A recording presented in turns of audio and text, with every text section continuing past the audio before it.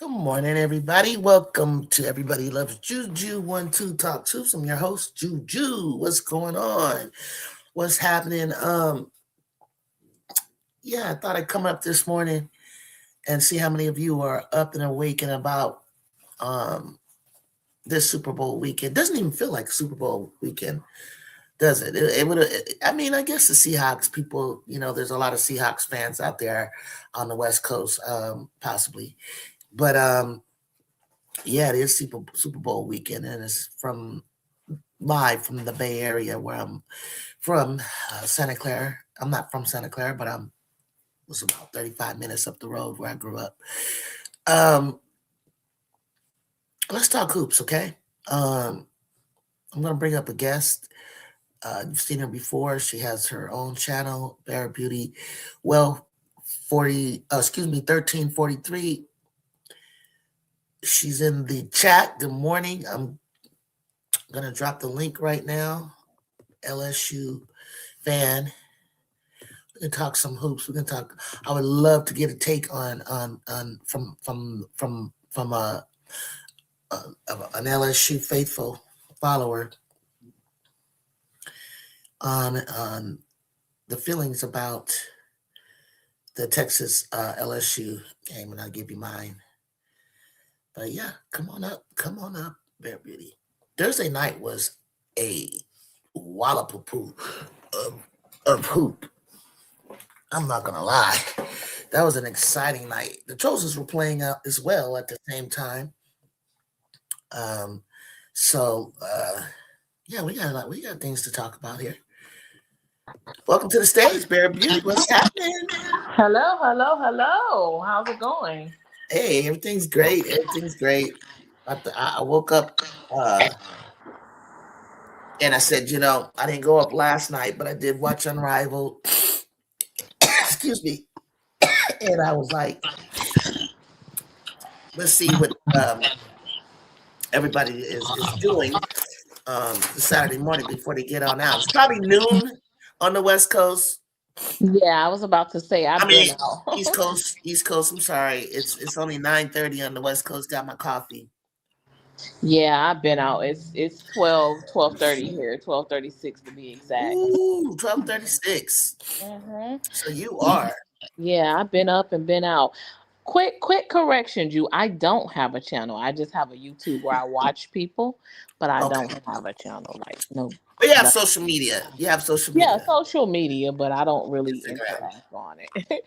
Other Right. than here and there. I just wanted to make sure that I plugged you in if you wanted followers or anything. Well, which is Check nice. I just didn't want the people to go there and it like it's nothing here. Yeah, no, I don't. out. I don't do social media. I just use it to comment, chat, and interact and things of that nature. Wonderful. And you are often welcome here on Everybody Loves Juju 1-2 Talk Hoops. So, for those of you who follow me, thank you for continuing to follow. If you're stopping by and you see my titles, UConn Butler, I am watching that game right now. If you're a UConn fan and you want to come in and chat about your team and be ready to hear whatever we got to say.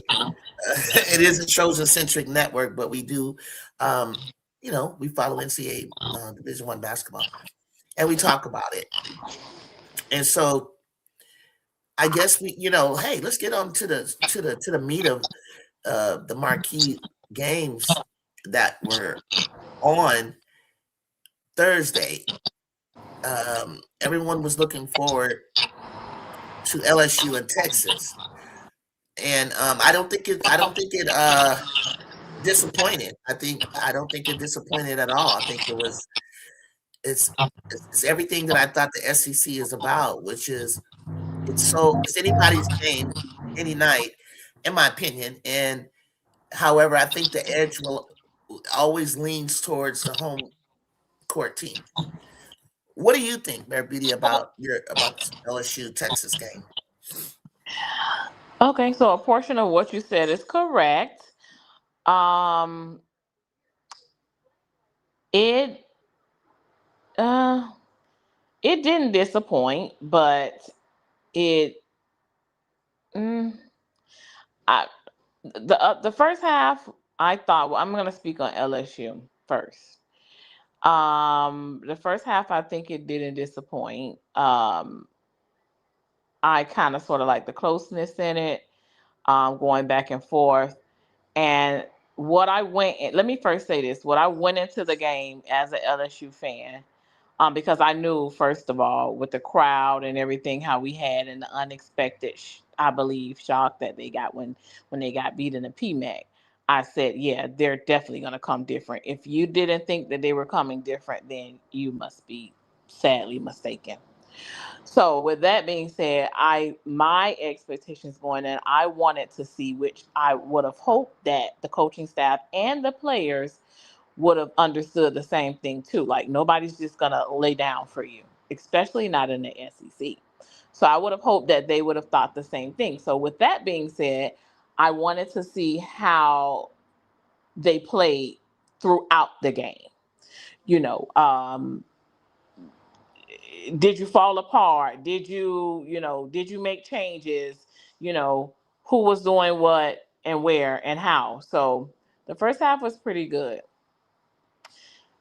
The only thing I could take away from the Texas game is the fourth quarter, lights out.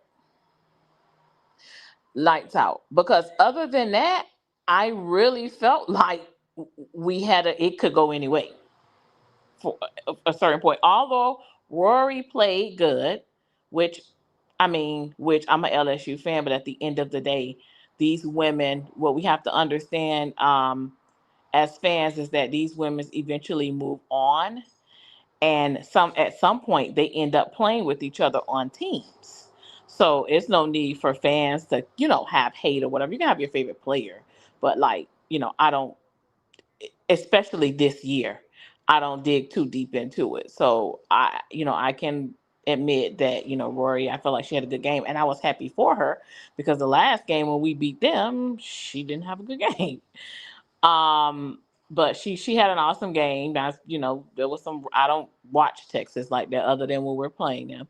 So we learned about the stats and the records she was setting and all of that type of stuff. Um, it was pretty decent. I I wasn't happy with I don't know why she didn't play Z a little bit more, being that Z was getting the boards and stuff like that. I don't know why she wasn't playing Z a little bit more. Um, Other than that, I mean, I they we beat them, they beat us. It's a split. It's really not much of. I mean, to me, how everybody, and that's I done got accustomed to it at first when we took those first two losses and it was a big uproar. I was just like a little like, oh, why everybody, is da da da da da. But now it's like, okay, anything LSU does is going to cause a big uproar. That's just the nature of it. You just don't even worry about it. Just turn a blind eye to it. So, because I don't understand, it's not like they dog walked us or something like that. No, the game was pretty much even. With the breaking, that's why I mentioned the breaking of Rory records, with the breaking of her records and all that. Yeah, that was good for them. It was good for her to do it at our home court and all this and that, and for them to come out with the win. But they acting like they whooped us. But it's not, you know. Hey, but if you can dish it out, you got to take it back. I was happy with the once the loss came about and we fell apart in the fourth quarter. I moved on because I wanted to see what was going to take place in a press conference.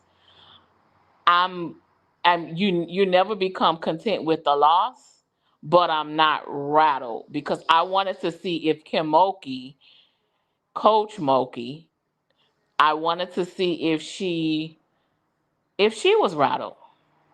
I wanted to see if she had looked like she lost a little faith because that was going to tell you a lot. Because one thing about Kim Mulkey, if you've been watching her for a long time as a coach, you can tell whether she have faith in the team, belief, or whether she feel like she can go far. She really tell you at some point in time. And last year around this time, she had already knew she knew exactly where we landed was where we're gonna land. She had absolutely no expectations.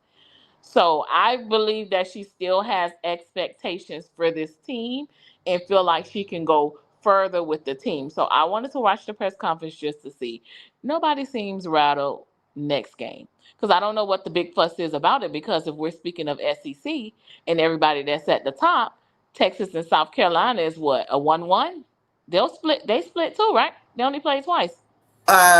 Who? Texas and South Carolina? They played in Vegas, and And then South Carolina, right? I don't think. I don't. Wait a minute. I didn't even think they played yet. Yeah, they played again. Remember, they got them back. They Oh, won so they against them. split. They Yeah, it split. was a But split. but but but in terms of conference, is what I'm thinking of. Like conference play. Like Well, they they, didn't they played once. one time in conference play, And you but guys have played twice. Okay, so that stick to focus on that. But can I jump in right here? Let me read Chicago. Say, what's going on? Load management with Connecticut. Yeah, we were talking about that. Sara Strong is out. What a luxury to be able to do that, right? Like, oh, they're so lucky. I don't know. We'll see how we'll see at the end of the year how that affects or not affects them. It's very difficult, Chicago said, to beat a team twice. Oh, who you telling? It was a good thing that we beat them when we did because it's the best win that we can get this season in the regular season. To me, the team lost composure. That's the one thing you have to control. And the guards lost the Tigers basketball game. They combined for 98% of the turnover. Okay, great. This is where I want to take over. Chicago, absolutely, absolutely. Here's my thought from an outsider looking in on your team. Just as Bear Beauty mentioned, they were right there into it. The first three quarters, it was definitely an intense. Bear Beauty, do me a favor, mute because it has a little static. Yeah, it has a little static there. It has third, like Bear Beauty was mentioning, y'all was with them to the third quarter. The separation came is when the Texas controlled you all a little bit on defense, meaning they rushed. When you rush the guards of LSU, which is what you don't want to do, right? It's what you want to do to beat them.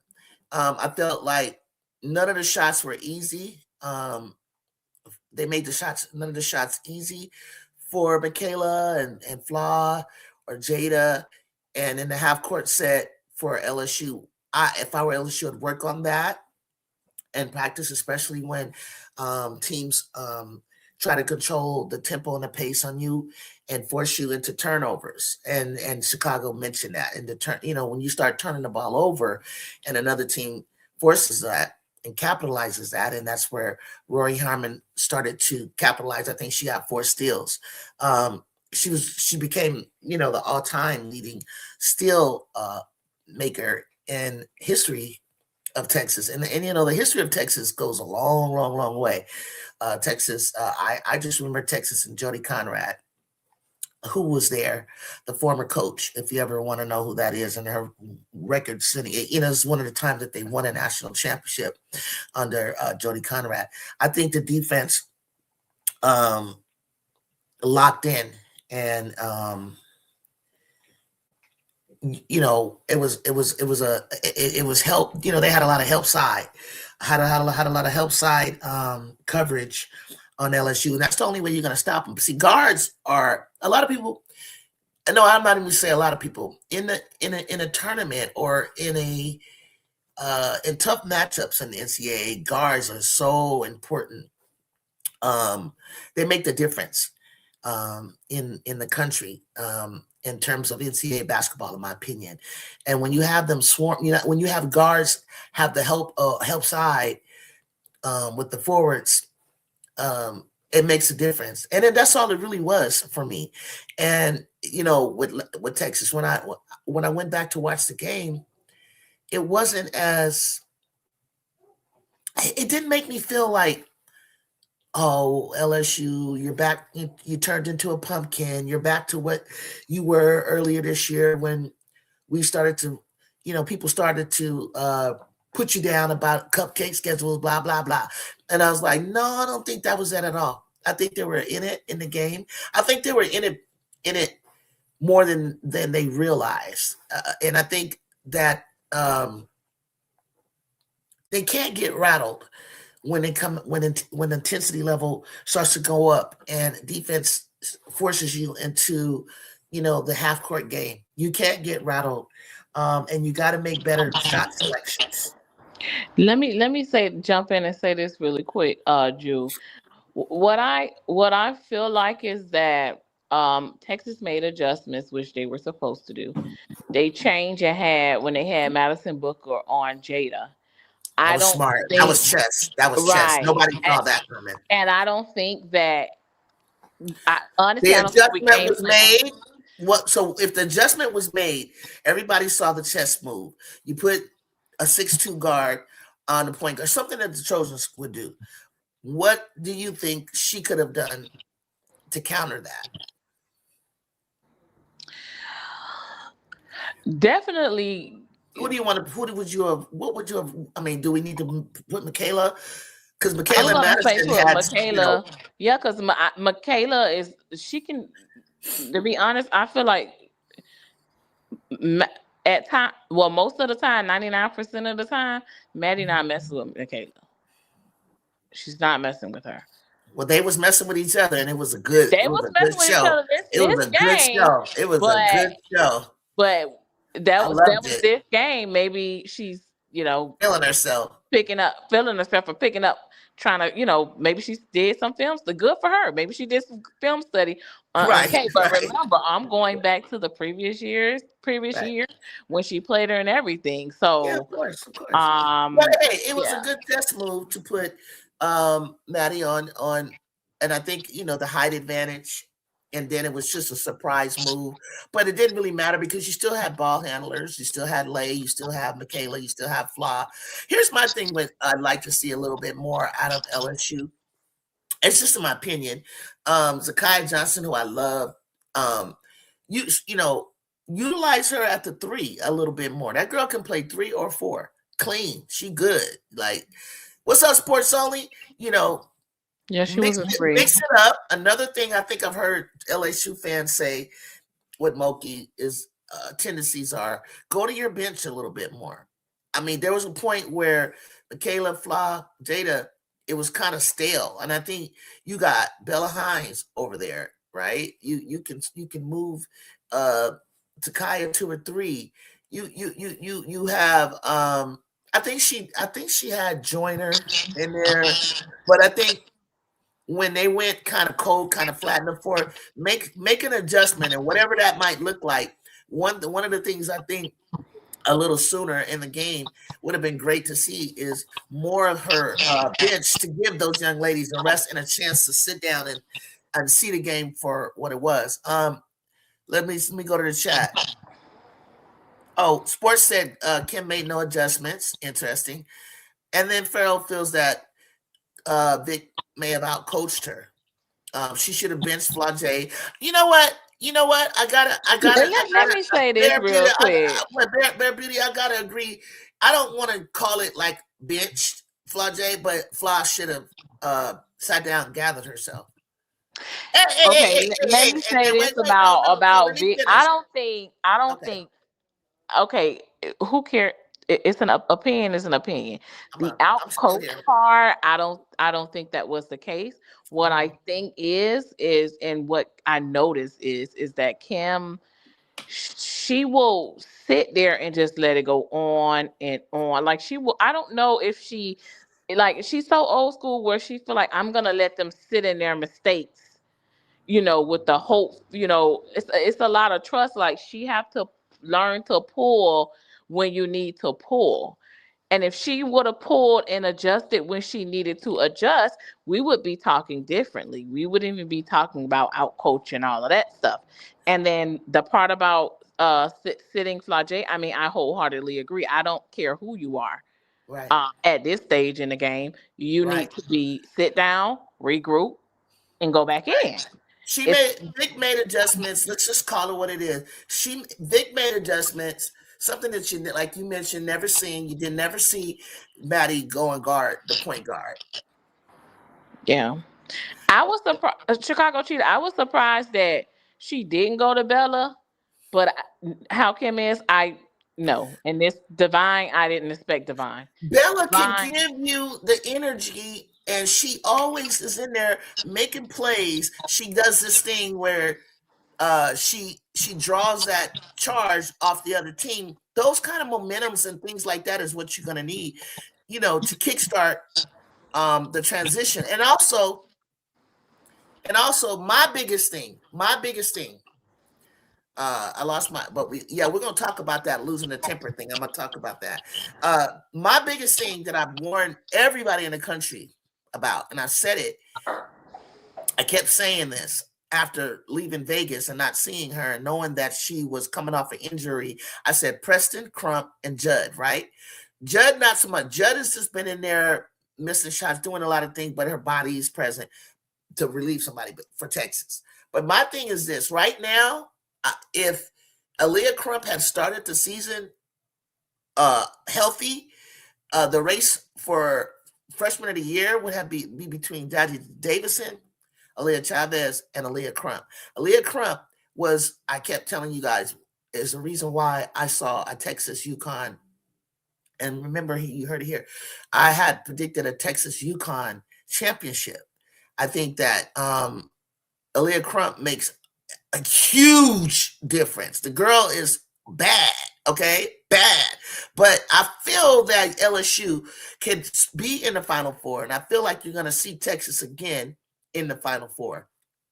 I do. I don't know. I just have a feeling. Let me see what Chicago said. You have to play Bella. You know what, Bella? You know what? Me and Bear Beauty say the same thing. Where is Divine Barrage? We had to play them in the Arkansas game. Nobody wants to talk about that. We didn't have any points, and she put them in, and we got back in that game. I don't understand what's up with the Divine Barrage thing. Okay, Farrell said he disagreed. Crump, I know you don't disagree with Leah Crump being a different maker. And Farrell, that 2-point difference between Texas and South Carolina, Aaliyah Crump is the one who's going to stretch that out, in my opinion. I don't remember what Texas lost to South Carolina, as Bear Beauty mentioned, y'all played already. I want to see these teams in a neutral site because that Texas crowd is so loud.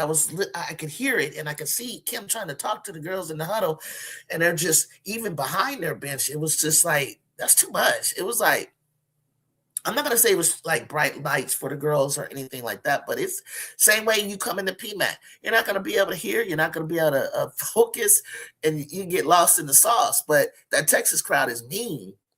We really beat ourselves 50-50 Texas defense. Yeah, their defense and the help side was crazy. I think Texas and LSU will meet. I think they'll meet in the semifinals, Farrell. I said that. I would rather Kate play 40 minutes, go small ball. I would rather Kate play. Okay. I would have put all freshman lineup on the floor: Sakaya, Bella, Divine, Chicago. I want to see that. I mean, at wait, some I point was she gonna should have say done that. that. Stop at that comment right there, Drew. With Mhm. Chicago, Cheetah. You know that's your our team, and you guys know Kim. Kim is not like she gotta. Even though I think she should. Even though I think she, I'm sorry, that's my son making noise. Even though I think that she should be, I think she Willing to should. do But it. I mean, the last couple of years, like, man, Kim, oh gosh, she, man, this woman. Sometimes it's good. Like I love Moki, but sometimes it's just like, oh, lady, like, okay, I understand you've been doing it for a long time, and it works for you. And if you know exactly how she is, you're going to be hoping and wishing for Divine and especially Meg. Those two every game you can if she go to them, I'll be goddamn, excuse my language, I'll be goddamn surprised if she go to them. Now we may see Divine here and there, which I don't understand why she didn't, because with the showing how Divine ended the Bama game, I would have thought that, the trust would have came in, but I don't know what Kim will be thinking sometimes. She just be over the wall. I'm like, what do she, is she trying to let them figure it out? Or, if she like, okay, I told you to do something and you didn't do it, so now I'm gonna I'm gonna hold your feet to the fire. Like, I don't be knowing sometime, but yeah. The whole she need to pay the freshman, she need to pay the if you know Kim Mulkey, freshman or transfer, if she does not at the beginning, if she does not have 100% confidence in you, yeah, you might get in and you might not, depending on how she feel that day. I rest my case. Okay. Sports Love, he said Texas crowd was loud, but it wasn't loud like when they played SC last year. Ooh, I will never know. I don't know. I don't have a barometer on that. Chicago Cheetah, we disagree on something, but the lineup should be played. Sports One said. Why would I have put that lineup? Is because you need baskets and our guards turning the ball over. Yeah, listen. You gotta clean up the turnovers. I mean, the pressure, but you gotta give credit to Texas and their intensity, and they upped it. Rory set records. Like, she went over the record with the steal. I mean, it was the intensity of the defense rattled. And Lay with the ball is going to, turn the ball over with intensity. And Rory being sat down in the last game made a huge difference to where it's like she wasn't going to do that again. You know what I'm saying? She wasn't going to allow herself to. So give Rory some credit, big credit. She was playing like herself. If she don't trust, she going to plateau. I don't know what PLU. That's facts. Yeah. Hey, but the players, you got to gain trust. It was so much ISO ball. That's what I'm trying to say. You can't go to hero ball when you play them. You got to trust one another. I'm thinking about the players trusting and moving the ball and getting the ball into the right hands to score. And you can't do the hero ball stuff. And you can't have more than one person trying to go ISO like that either. You had MK just dribbling at the top of the key. Why not have MK in the post? Okay, well, think about this. If you put her in the post, she's going to post, if she can, who? One of their guards, because they're not, if they're going to switch and allow Justin Carlton, Judd, you got Oldacre down there, Brea Cunningham down there. Who is she posting up? Oh, against Rory. Try to pull Rory down there and post up on Rory. But that's where Texas help side defense. That's the thing. I believe you did try that. And I mentioned earlier that they were smart enough to know we got to give help side, and the help side was right on time. If you stop LSU guards, you beat LSU. That's the hey, Bear Brady, what do you think about that? That's the take out there. If you stop the guards, you stop them.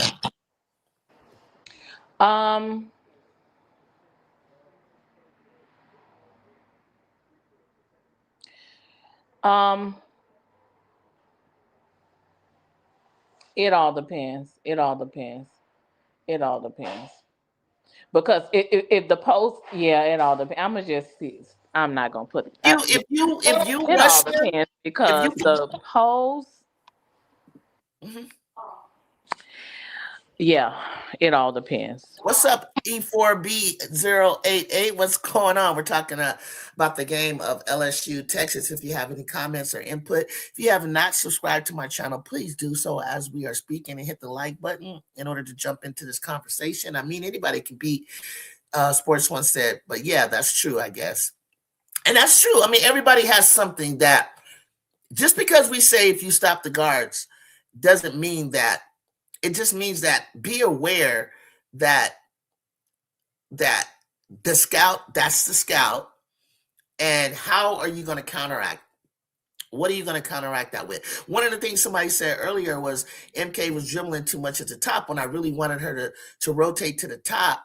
But if she's over dribbling it gives the players the defense time to adjust, and you don't want to give them time to adjust. You don't. So the ball has to move out of your hands. Keep the ball moving and swinging around, and use Kate Koval a little bit more. Yes, they got some. Let me tell you, I've seen them in person, and I like the way Kate Koval has been playing this And year. stop all that standing around. Everybody was. That's what I mean. Like move. Stop standing in your spot thinking you're going to get an open shot from there. Like you can tell Flage has a favorite side. MK has a favorite side. You never see them on each other's side. I did see Flage come over to take a shot. For the first time, it really stood out to me that she actually took a shot from the right side where Michaela always is, and it didn't go in. And it's like, girl, you got to be able to make it from the wing on either side. Whatever type, Well, with that being said, ball players, Chat and Drew, tell me this. Help me understand. Why does Flage, and she know that everybody knows she's gonna do this, She and she always on the always left get wing. called for it? Like, why does she go full? Why does she go barreling to people like that? Like what could she possibly be thinking? Like, I Thinking want that to she's know going to from get a out of it. ball player standpoint. Like, Flaw thinks that, and I noticed, since her injury from last year, that she found her hops. When a player comes barreling through like that, they think that they have enough agility and athleticism enough lift. to lift, to get in there and get up above, to float a shot, or to take an angle and use a glass, or get to the rim. I think she thinks she can get to the rim. Where if when I'm thinking about Texas and me being a wing, me being an off shooting guard, and me having that kind of athleticism, the first thing I'm thinking is, unless Oldacre got pulled out of the middle, or or Justice, or any of those, and there's a way you can do that by shifting.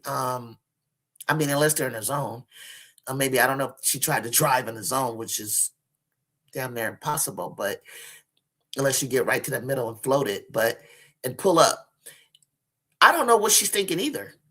Like, where are you going?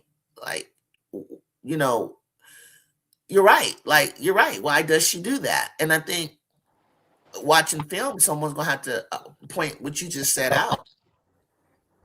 Yeah, that's what I was wondering, because I'm like, as a player, like you every single, like, that was the thing I hollered out in the middle of the game. I'm like, why the fuck? Excuse me, I was I know feeling you was F mad. bombs and Yeah, everything. you I was was like, why mad. do you keep doing Doing that? that, it ain't Like, they all, working.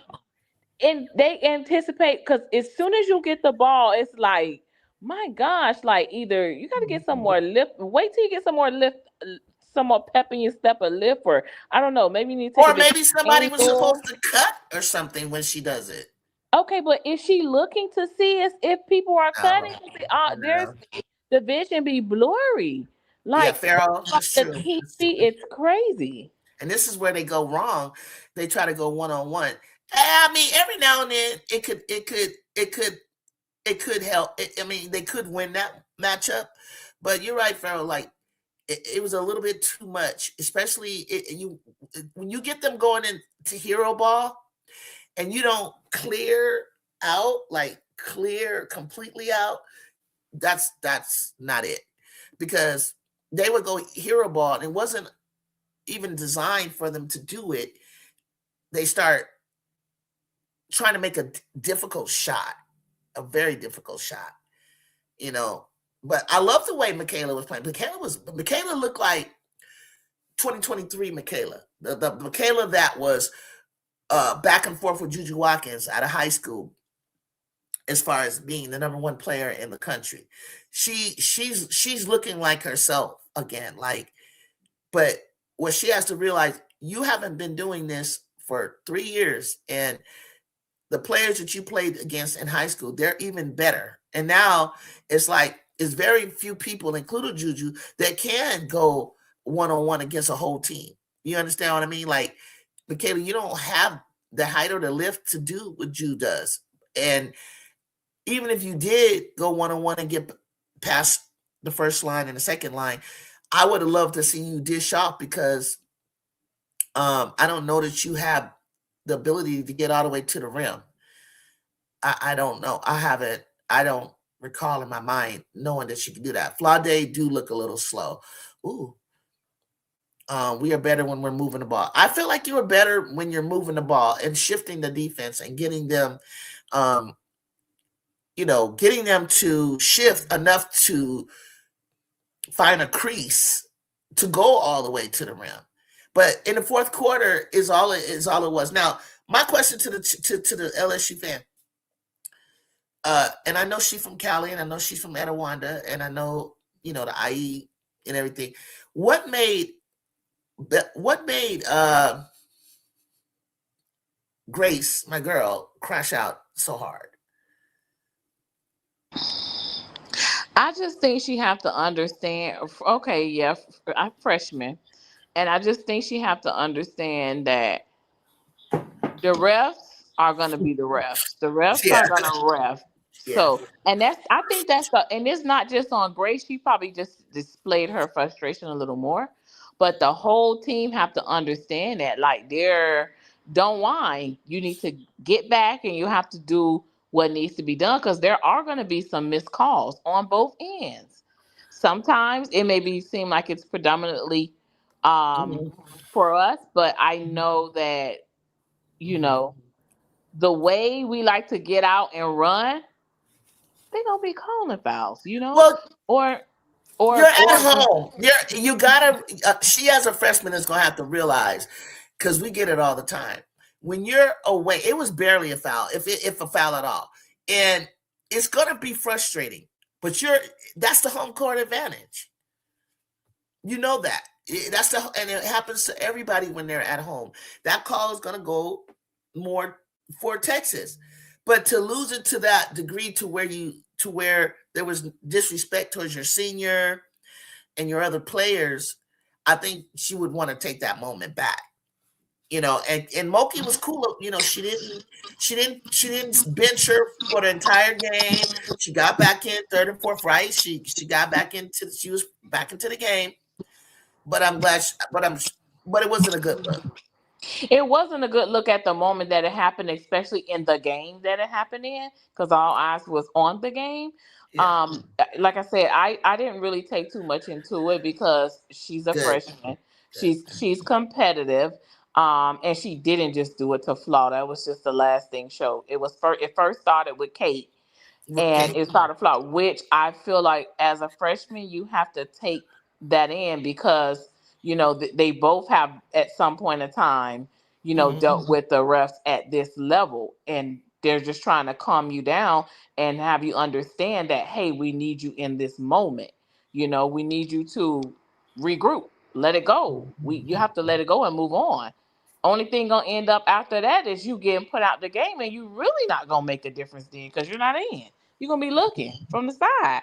So I think she gonna learn from it. It just move on. It's just when it happened, I was like, God, I wish she would have never did that in this game at this present moment, where it's being displayed. Mhm. But I Mhm. think she'll learn from it and move on. Hopefully that doesn't become, because the next time, yeah, she not gonna get the same Kim Mulkey twice.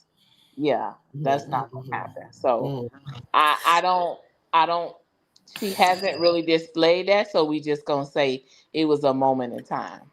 Yeah, it's really interesting. Like Farrell says, they call the same amount of fouls on both teams. They always do that, but it's like they may call the same amount to try to make it appear that it wasn't favorable. But sometimes the fouls that you call are a little bit more impactful and make a difference in the game than the fact that they were even. You know what I'm saying? It's like uh, certain fouls mean more than that you're calling mean more to the trajectory of the game and the momentum of the game than other fouls. Just because you come out even doesn't mean that the ones that you did miss or you did call didn't change the outcome of a game. The Tigers lost their mind. I would rather lose this game and learn because we have to win our remaining 6 games, including over number 3 South Carolina. Absolutely. You got to look forward now. I think the Tigers will learn from it. And besides, we split with the Longhorns versus last year where where we flat out just lost. I agree. That was a good split, but I felt like the chances for LSU winning in a coin flip for the SEC regular season championship might have been lost on this, but you might not be in the running for that. But and then Kim, I understand, has never cared for conference championship conference play because she said it's like you're more susceptible to putting your players at risk for injury. So she's not like gung ho on winning an SEC. Her thoughts are March Madness.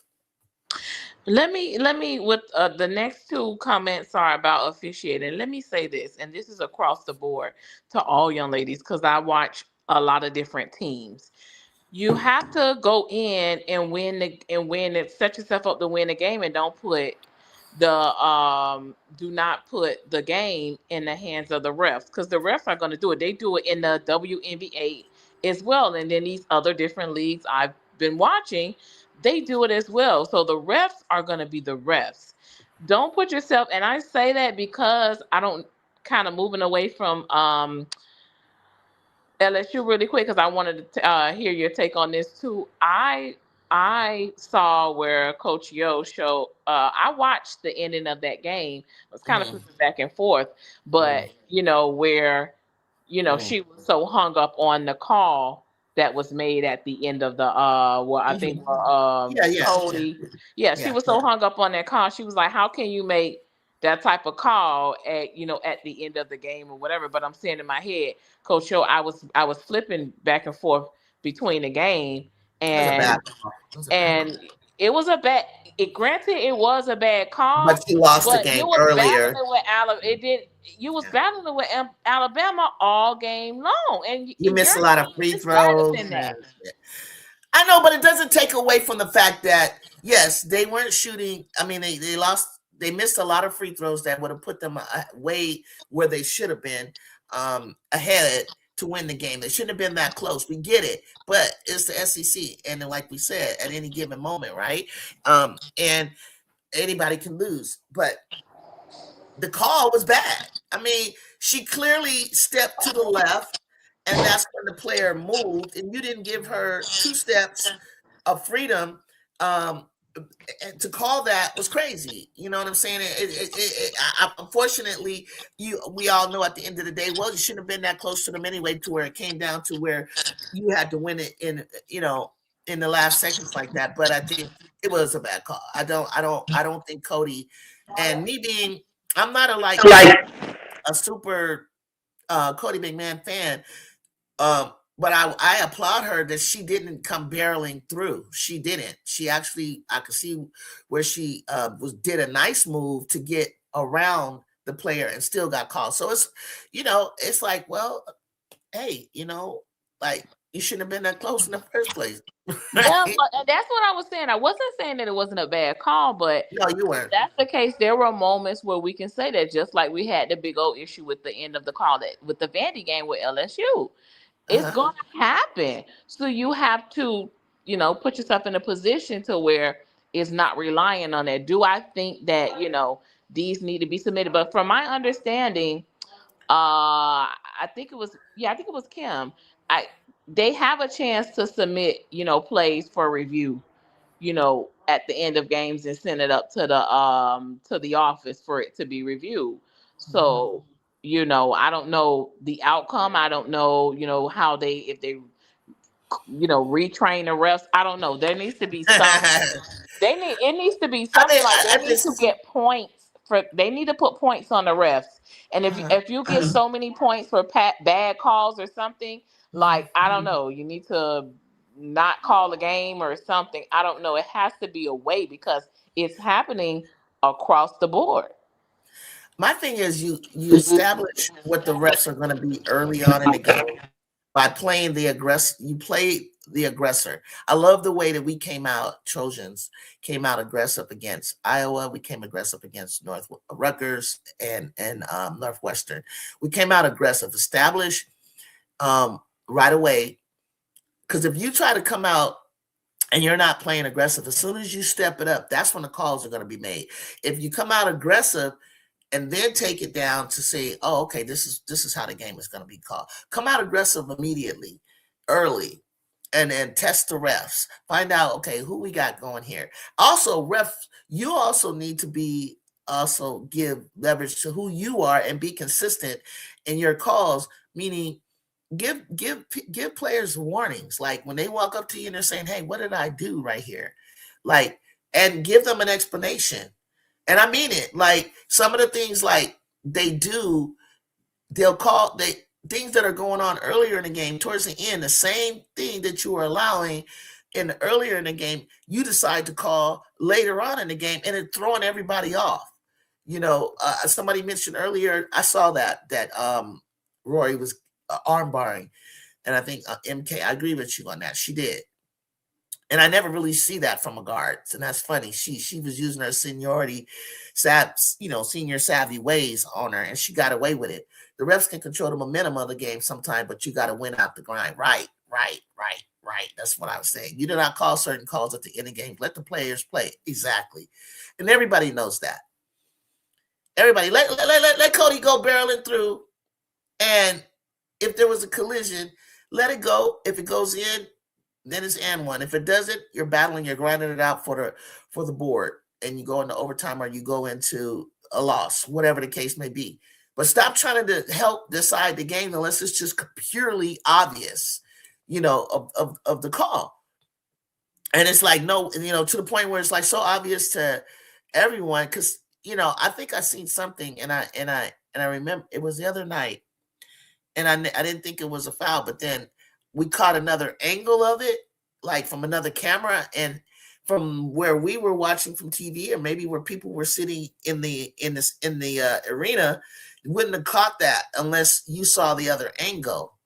And I always know, let me tell you, television is funny. One of the things I have a background is in technical directing and directing action videos and things like that. And one of the things that's funny to me is like they never when it's a questionable call, sometimes I do not see them do the replay. They don't do the replay. And that's when I know it's like, oh, that's some BS. They're busted. When you don't get to see the replay to see if this truly was, and they just move on like it never happened, I was like, oh yeah. They know that was some bogus stuff. Because even Dee Kantner, she's one of the officials that sits on that sits with the commentator, or not sits with them, but we call on her to review what the officials are doing on the floor. And she even saw like that was questionable. That wasn't really a foul. I wish I could tell you what game it was, but Dee Kantner even saw that it wasn't. You do not call certain calls at the end of the game. Let players play. Yes. So enough of that. Like I've always said, when it comes to LSU, this is what happened. This is how it took place. Let's move on. Move on. Don't beat yourself up about it. You're still, in my opinion, a top 4 team, top 5 team, top 4 or 5 team. So what it is that we got? UConn, Texas, South Carolina. I don't think in Texas, and then I think LSU. I don't feel on Monday that LSU should drop from their position. But how do y'all feel about that? I better not wake up Monday and y'all don't drop to 7th or something like that. That's stupid. No, I don't believe that should take place. Sunday, you got LSU playing Auburn.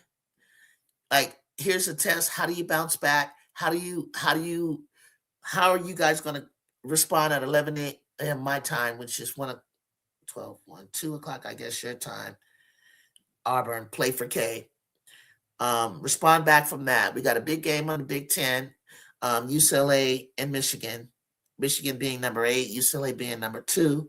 Tennessee and South Carolina. Washington, Wisconsin. Wisconsin is always a team that you got to look out for, low key. Louisville, Syracuse, interesting. SMU, Duke. North Carolina, Wake Forest. Ohio State plays Oregon. Oregon in our conference, while unranked, is nothing to sneeze about because they can't catch you off guard. TCU in Colorado, Alabama and Texas M. And then USC, we have a big game against Illinois. We're both scrapping to get into the top 25. Illinois is a team that we want to get on the road. Road wins are great. We're strength of schedule. We're like number 2 in the country. We have an opportunity where our momentum is going forward. So as a Trojan fan, we want to go out to Illinois, knock off Northwestern, knock off Illinois, come back and play Indiana at home, and then we have to travel to play Ohio State, which is a number 9 in the country. So we want to make some noise. So we want to make some noise and basically not to look good in the AP poll, but our emphasis is on doing what we need to do to become a higher. Ooh, shoot. Your head, your microphone. To be a higher seed right now. It's not so much.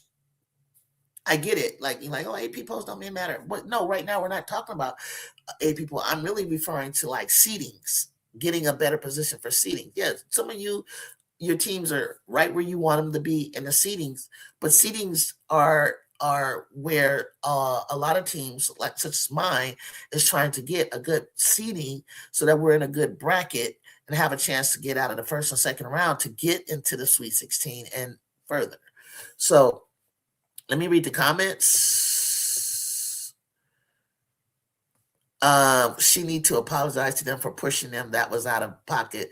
But she a dog. Yeah, talking about Grace. Yeah, she probably did. They called the same amount of fouls on both teams. The Tigers lost them. Okay, we read that. They'll learn from it. We split the Longhorns versus last year. I read that. Sorry. Absolutely affecting what's pro Texas. You expect that. You're in Texas. They really want Texas to win that ball game. But the Tigers didn't do themselves a favor by playing into it. Absolutely. Absolutely. Don't play into it. Don't play with so much, emotion. Take the emotion out of it.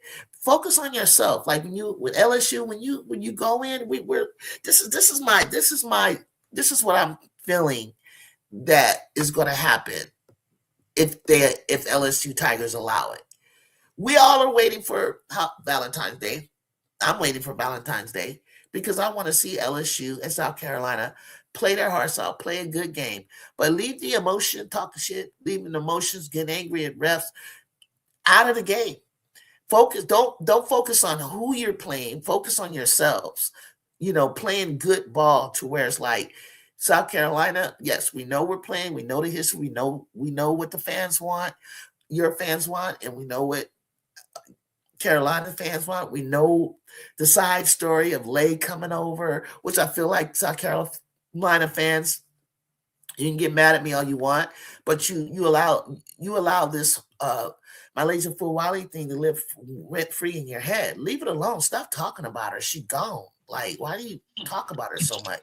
Why do you focus on Exactly. what she's doing better, comparing her stats to her I see playing when people, you and then they play? talk Like, about, oh, stop. she's there doing the same thing. Okay, so if Okay, so why are somebody you was at watching her? my team and they left and they somewhere else doing the same thing, I would be happy. Cause guess what? You don't have to worry about the turnovers now. Guess what? It's okay. So you really miss the pros and the cons about her.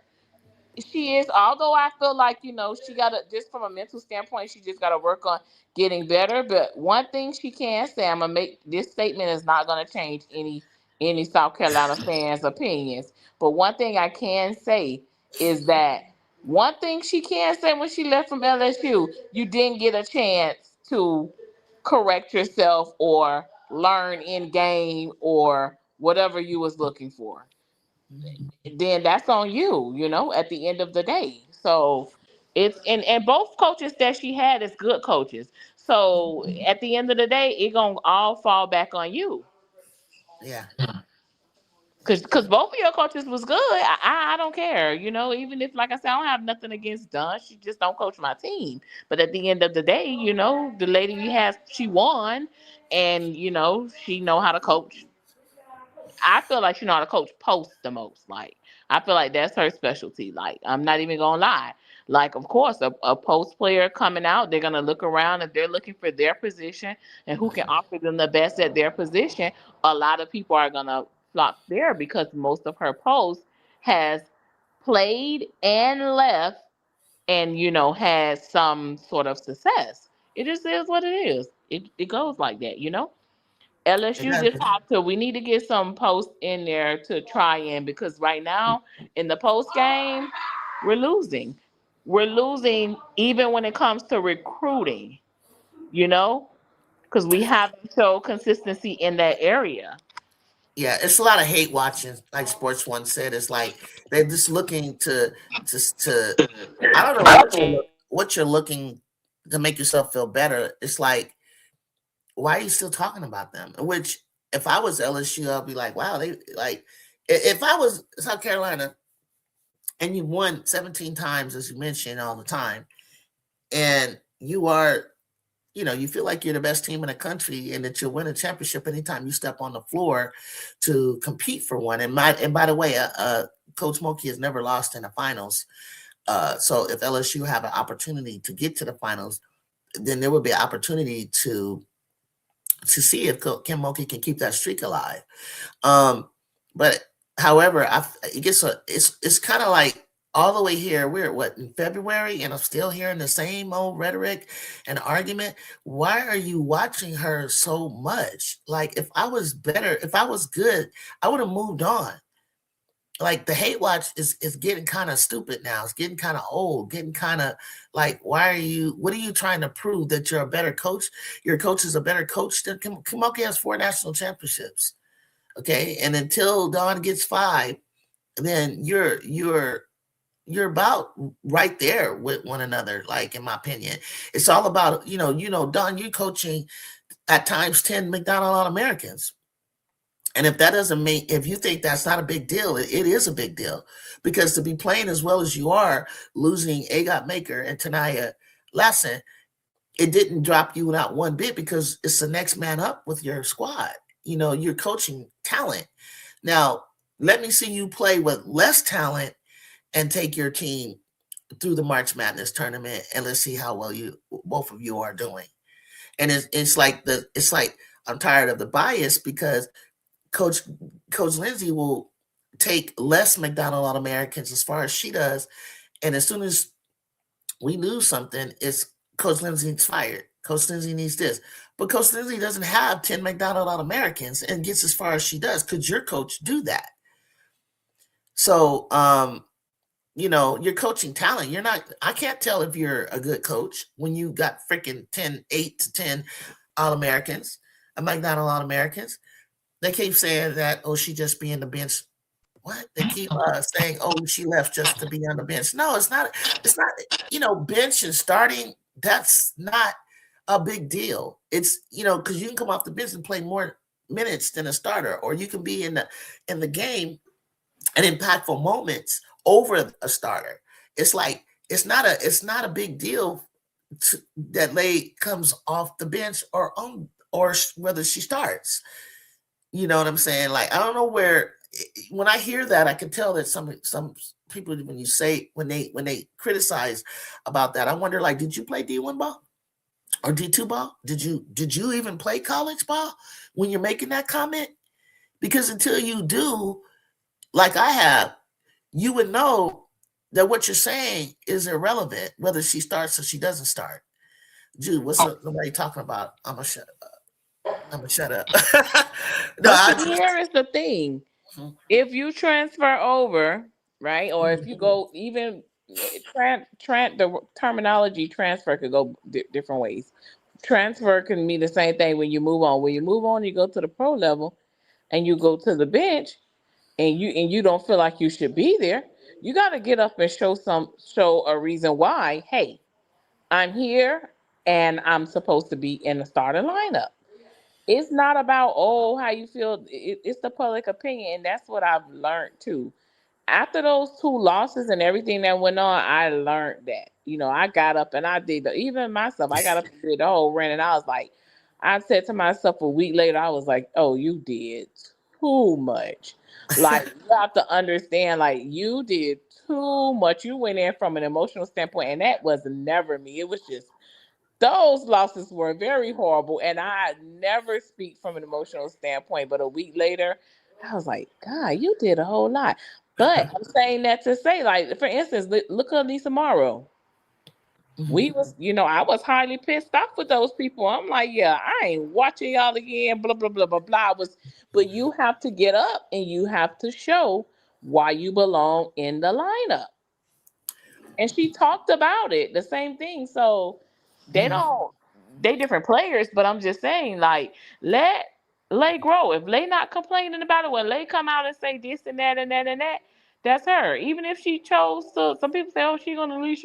If she chose to leave, that's on her. They have the prerogative to do so. Wherever, and let me say this. This is away from basketball and what I'm learning, and that's what I believe helped me feel like, okay, you did a little too much. But I'm a big football person too. I love football. But Mhm. when we lost Jordan Seaton, Mhm. that was a bit. I had to sit back and analyze that Uh-huh. because some of the players that leave and go, you could sit there and pick out their flaws all you want. But when you have a player that leave that don't really have too many flaws, it really makes you sit back and expand your mind and try to think outside of the box. And it make you realize like they really have the prerogative to go wherever they want. Although I do agree it should be a limit on the amount of times you should transfer because to me it creates instability for the players. Like when you go pro, you're not going to just be able to get up and say, "Well, I don't want to be here. I want to transfer," until your contract is up. So I think it gives them a false sense of reality. Mhm. But um, that made me realize like those they have the prerogative to go where they fit. Sometimes people leave and it works out for the best for them. Mhm. Sometimes they leave and it don't. Mhm. Leave Malaysia alone. Let the girl live. Mhm. It's Leave like I feel her like it's alone. like I feel like you're in a cult and you left the cult and but you say you love her, you say like you want the best for her, but yet you steady like picking at she's still doing the same things. Well, that's on her. I mean, she's I think what everybody's seeing is like, yeah, but she's not getting snatched out. She's get left in to improve or correct, or to get the next play. Pick up and get the next because the bottom line is next year she's going to be there, starting playing 30 something minutes. I think Lay's whole thing was she wasn't in shape to play the type of defense and offense that's expected of her. Um, for 30 something minutes. She had not been playing. You can't just jump from 18 minutes to 30 something minutes in a Division One setting and a SEC or Big Ten. Like if you haven't been playing those minutes, it's not as easy as you think to just come in and just think that the girl's gonna be ready to play to give what a starter minutes. I think she had to get herself in tip top condition because she's gonna have to do it next year. Although she's still gonna have lots of guards and more players. You got Lola Lampley coming. I'm not sure. You can tell me who else you got coming. You have some players that are coming that again I would think you may want to just like we need a big, but I think you got the right chemistry and combination for next year Right. that's I going don't to know do of you well. anyone else coming besides the Lola Lampley? girl that we. No, I know Lola Lampley definitely, but I think him is trying to pursue the girl from Louisiana. I can't think of her name. I forgot what part of Louisiana. Is a post or a guard? It's a pose. I think she played pose. Yeah, I think she's pose. Um, LSU fans, help me out. What's the girl name that she's trying to pursue from? Yeah, She's she from a did. small She part did. of Louisiana. I can't remember her name. Yeah, Or what there was a girl. It's not the girl that's visiting Texas this weekend, is it? She's 6'7". I don't know who's visiting Texas this week because I don't follow them. Okay. Okay, I don't know. Bradley. Bradley. Bradley she's a class of 2027. Where's Bradley play? I don't think that's the one I'm looking. Let me look it up. I don't think that's the one I'm talking about. Yeah, I mean, not to fast forward to next year or anything. We're gonna stick to what we have now. But you know, playing in March, you know what? It's a lot of luck that's involved. With like it's all about like who's healthy and who's not. And you know whose head is right around that time. It's a lot of things that could go, you know, sideways. And you know, just like how LSU, nobody expected them to be in the finals, let alone win it. But I don't know what happened to Don that day. I just, it made she made me feel like back in the day where black teams, teams that have majority black players on the court would get dogged by the refs. It was like if you was playing an all white team, you were competing against the team and the refs because nobody wanted to see an all black team win. You know what I'm saying? So, what's up, RC? Oh, buddy, yeah, my RC, you need to come and you know transitioning to it's Bradley. Okay, yeah, Bradley. Put her height and type in her tights because I'm gonna move on and talk to RC about Iowa. Um, was was was Iowa a fraud or a contender? Did they really deserve to be 10th ranked? Oh, Jacob, remember Jacob said I might not see we may not well, we're not supposed to be seeing Jacob unless he can come up, but he's focusing on school right now. And I mean, like he's in the final semester, so pray for him. And he wanted to come back like around March Madness, like probably the finals. I suspect we'll see him sooner, but yeah. So I'm rooting for him on that. And then also, if you haven't caught some of my past shows, check in. I have Live Mike and LDR, and I go way back. LDR has been involved in women's basketball for years, and as far as back when I remember met her was for when she worked for the Sparks organization, and I have the pleasure and honor to have her join us. She's really knowledgeable. She's the edge I'm gonna give her is that she's born and raised in LA and grew up watching the Trojans, whereas I was already grown watching the Trojans because Cheryl and I are in the same class of '82. And Sanaya Johnson, is that her name? Sanaya Johnson. And so LDR brings a great perspective of what my show is about: storytelling, insight, cultural, community, like awareness. We could talk to you about the culture of Los Angeles, the culture of our team, the culture of winning in the city of Angels, and what it means for Juju Watkins to play and Coach Gottlieb to revive, even before Ju got there, start to revive the culture of the legacy. So LDR, she doesn't have a YouTube channel, but I think her TikTok, where she talks uh, uh, about the games on her TikTok. I think is at this is LDR at this is LDR. Check her out on TikTok, possibly at the said Instagram. But she doesn't have a channel yet, so she's part of my tribe. And when she does have a channel, we'll have her stream to it and start trying to create followers for her. But right now, she's part of my channel. She got accepted at an offer in the class of 20. She got she accepted an offer. Her name is Zanaya.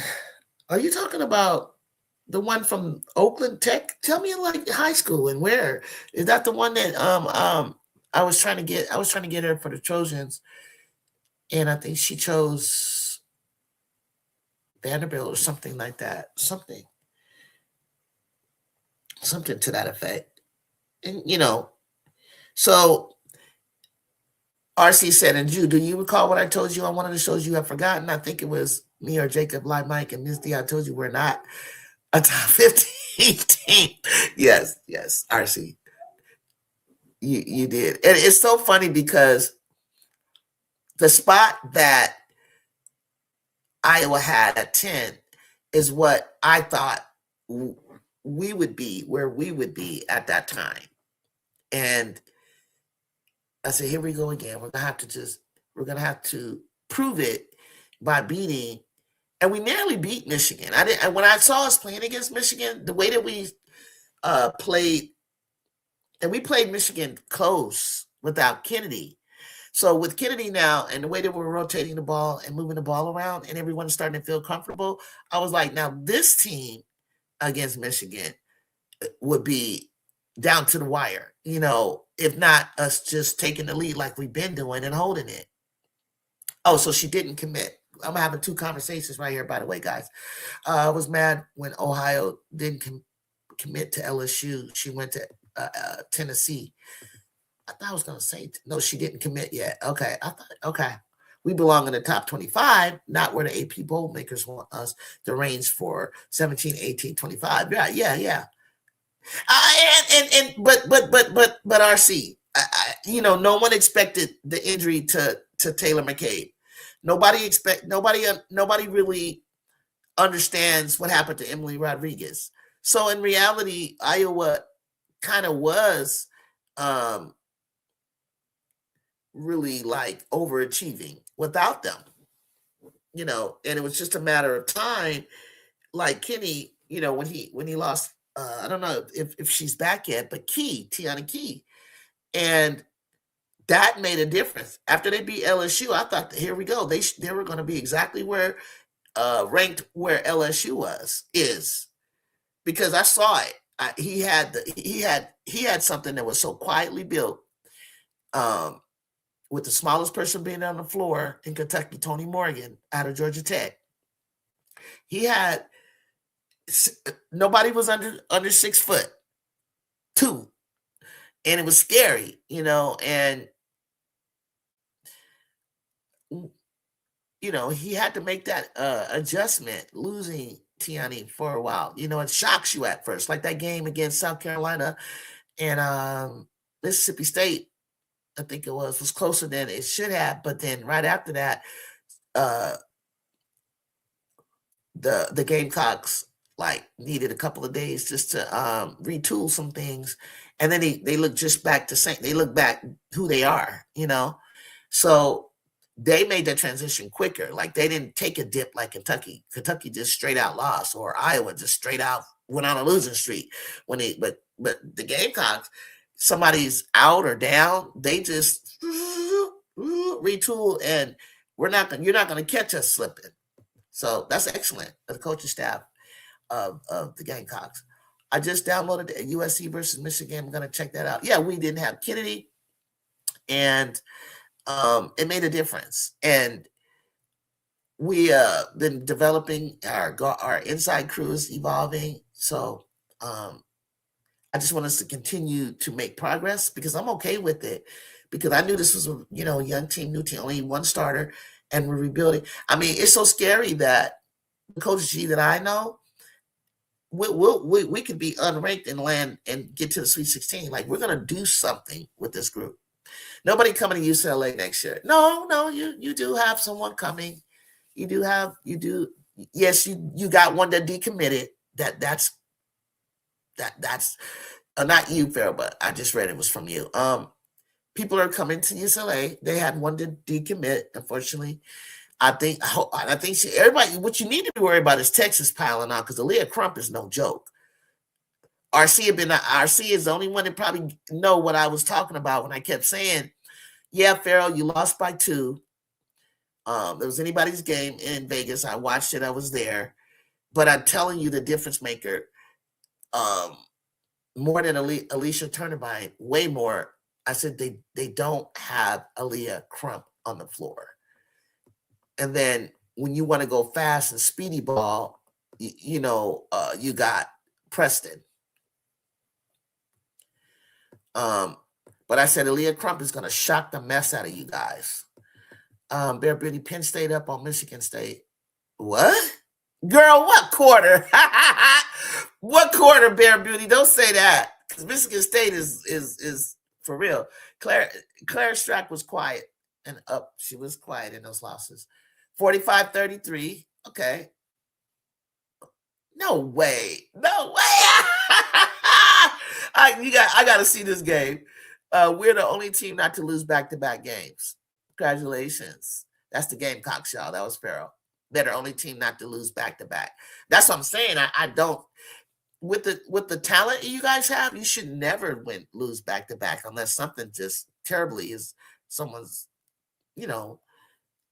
something happened. I don't want to say anything because I believe words are powerful. So if nobody come to UCLA, Corey Close probably going to pack her back to the house. DJ T, hey, what's happening? Hit that like and subscribe for me. Juju Kenny Brooks still playing 6 players. He does 5 or 37 plus minutes playing 28. See, yeah. Is that what it is, DJ? Because I haven't zoomed in to see what was going on because I was just so disappointed in his momentum, even though he lost her. I was like, you have other players. I'm not worried about Texas. We loaded as well. That's right, Farrell. That's gonna be a good. Wait, do y'all play them again? Do y'all got to go to Farrell? Tell me. Tell me if you guys go to Texas, because we gotta see. Kara Lawson just elevated to one of my favorite coaches. Her spirited, passionate, authentic, motivational techniques to keep her players grounded. Wow, Kara was getting it, and she ignored all the noise and said, I got to do it this way. I have to get these players. I can't think about, like Farrell said, AP rankings don't mean nothing. I agree. Like, don't sleep on, don't do that. Sometimes people are healing or retooling or tearing down and rebuilding, and they're building that plane as they're flying it. And she's doing that because the turnaround that I've seen the last 2 Duke games, I look at Duke and I go, Duke looked like the Duke that we thought Duke was supposed to be.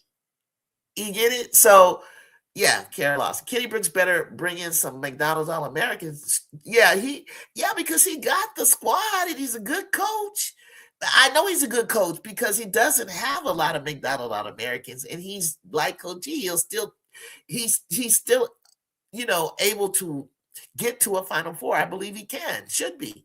I mean, he did actually as a coach with Virginia Tech. So I know, given the talent that the top teams have with McDonald's All-Americans, is going to Kentucky will be a force because they're well coached.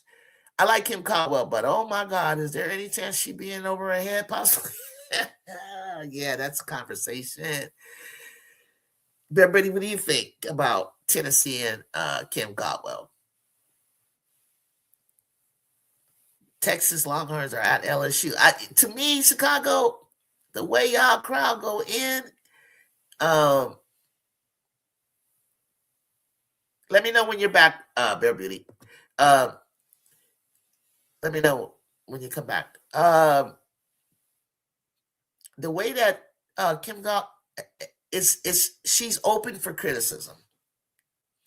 But hey, everybody's critiquing, hey, is this 5 out, 5 in rotation the best thing that you should do, or are the players and they've only named one, Janiyah, like running the show, running you?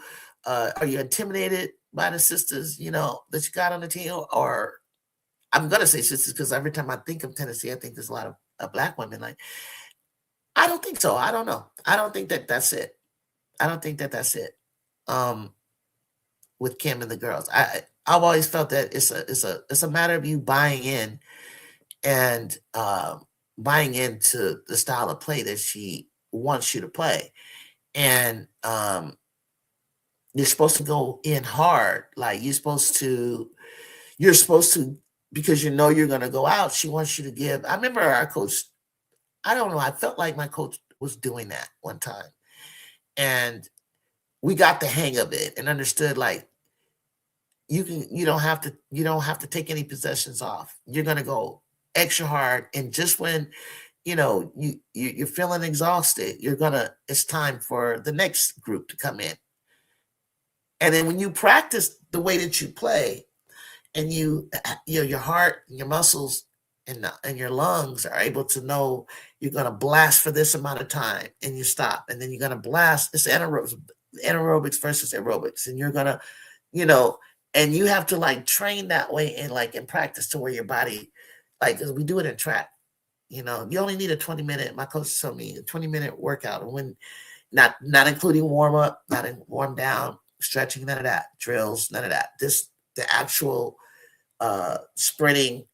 What did I do?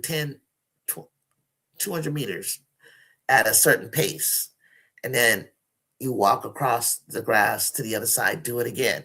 So your body gets trained to that. So the same way that she wants them to play, she needs to practice that with them. And it's not about that their mind doesn't want to accept the way that she runs everything. It's the body has to understand that this is what's going to happen. You're going to play 2.5, 3 minutes, and you're going to sit down, and your heart rate's going to come down. Then you're going to put the next group in, and then you're going to come back. Whatever it is that she's doing over there, the body has to understand that. Some Texas fans are harsh too. They came for Aaliyah Chavez, head talking. They was calling her overrated. That's a fraud. And Texas got the real Aaliyah. They do got the real Aaliyah. But listen, Aaliyah wasn't in her class number one over those two. But Aaliyah really the whole time was hurt. But what had to happen with Aaliyah is she had to go to a program that fit her. Aaliyah somewhere else may not, like Jazzy coming in, her overall skill set fit for us because we were looking for someone with a heavy output, and it was a lot. And now we're shortening her minutes, maybe to 28 or something like that, or so I'm saying that can Aaliyah be Aaliyah with the Trojans as she is with Texas? If you put Jazzy in Texas, she would fit. You put Aaliyah, with the Trojans, would she be doing as well? And can't, in her statistical category, or would she be even better? I don't know. At least Vic got a home game against SC, so he won't cry. Yeah. If I was him, nobody likes to play. Back in the day, that's what we used to do in the Pac-12. We played. We knew we were gonna see you again. We go to Oregon State, and if we lost, we knew we were gonna see you at home. And that was not just the way it is with UCLA. It was with everybody. So this is a whole new thing. And if I was him, I would want the home and away. I wouldn't want to just have the last taste in my mouth. I lost in CLA. No, come back to our place. I actually need Kim Caldwell to maintain recruiting better. She's getting big O next year, Olivia Evers. Develop players better and stop with the stopgap transfers. But it's still young in her tenure. It's just Tennessee fans expect more. Tennessee's fans, we all saw her come in with a style that we knew Pat would be proud of, and that's pressure defense, using the press, and then half-court pressure defense, along with transition off the defensive turnovers that you create. And then, it's sad that some of the three balls, they take the threes and they overly take them at the wrong time. It's like there's a lot of games I think they could have won had they maintained driving and penetrating instead of taking the threes. They kill me with that. It's like they start, but when they fall, but they haven't had that rhythm yet. They haven't had that, like, where it's a magnet ball. But if it ever happens, people are in big trouble because they have what it takes, but something is awry right now. Next year we got UConn, USC Trojans, North Carolina. This is Farrell's in South Carolina. Excuse me. In the chat, he's referring to South Carolina. Next year we'll play UConn, USC Trojans, North Carolina, Maryland, North Carolina, Maryland, and the SEC and the ACC challenge. Wow, that's a lot for our non-conference. Wow, that's a lot. That's a lot. That is a North Carolina one I'm not worried about. Maryland, I don't know what they're getting next year. That I'm not worried about. But this being, I know you guys are going to be in the players era in Vegas. Oh, you usually do the ACC, huh? Wow, that's a lot. That's a lot. That's a lot, Farrell. That's like a whole season. Because see, the reason I'm saying it's a lot, Farrell, because in the Players Era tournament, it's just not the Players Era tournament. You play 3 games back to back to back, and in that tournament is the top teams in the country: Texas, UCLA, Duke, and they want to add USC Trojans and Notre Dame. So you actually play a tournament, not just one game. You actually play a tournament, but it's worth it because you're winning big bucks, $1 million. Like, so it's a great tournament. It's crazy to be there, like I did, and like the next day I get to actually see another great game. And then playing 2 at the same time. So maybe you put 3 down, but it's hard to sit through. Like, it's a lot.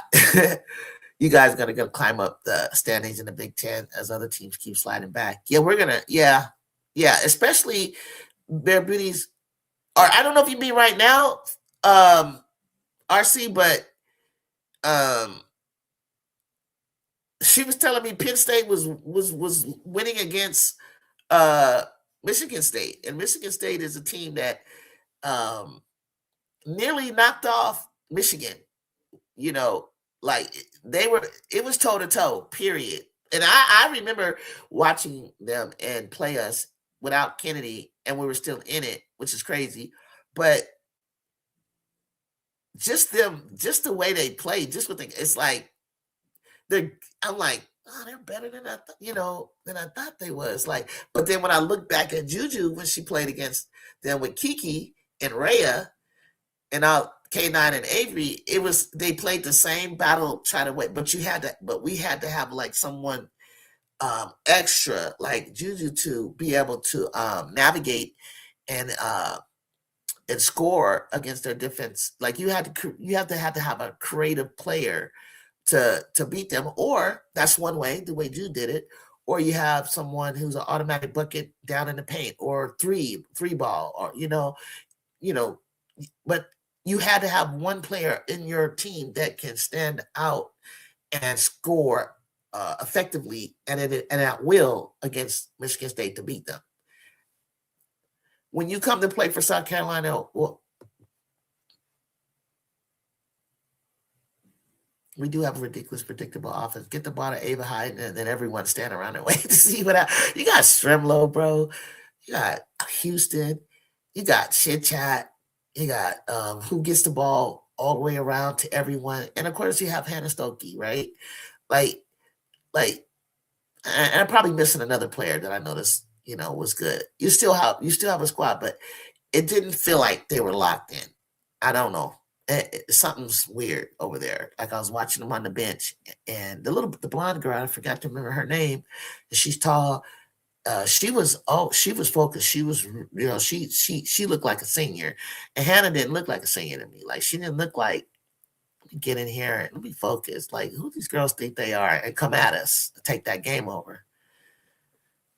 Do you think Minnesota is real deal? I think they're tough. I think Minnesota is a real deal. They're pretty tough. They're like us battling to be inside of the top 25 if they're not already. Mara Braun can shoot the mofo ball, and Maya Battle is nice with it. Yeah. Okay, Journey Houston, that's her name. Might be the best, most gifted title. Yeah, Journey is tough. Journey's tough.